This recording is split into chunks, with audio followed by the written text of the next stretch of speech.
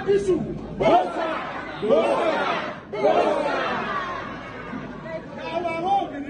Our daddy Disu. We don't get another one. Our daddy Disu.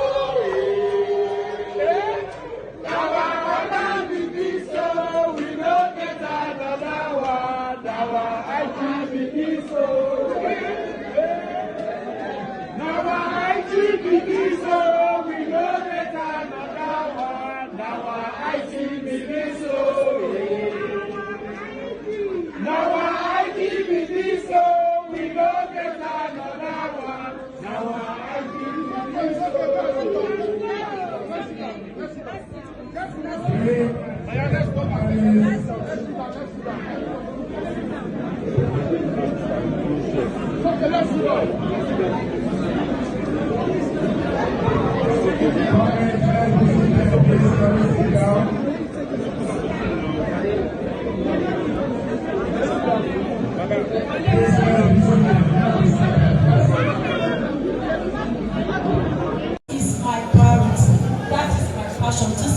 The lives behind the bylines must also be protected, because the men and women who report the nation's stories deserve a system that also protects their own. Journalists are often the first responders to national conversation, the first to magnify the voices of the people, and the first to bring critical issues to the attention of the government and society.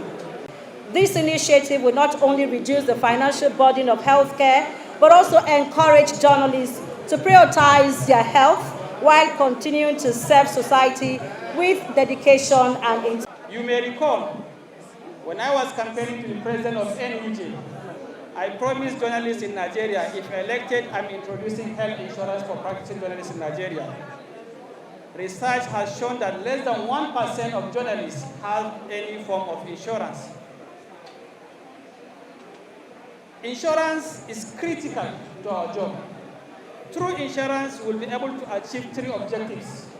One of the objectives is we can reduce maternal deaths and abort maternal death through health insurance. The second objective is we are going to reduce out-of-pocket expenses by 95%. The testimonies from that woman and the other lady, it has demonstrated the importance of health insurance. The third objective is Nigeria is a signatory to what we call international treaties. It is expected we must work towards making sure that we reduce or we increase what I call universal health coverage. Basic health care should not be something that will give us headaches, talk less of complicated health care. Because if we get the basic health care right, we would never have to worry about complicated health care.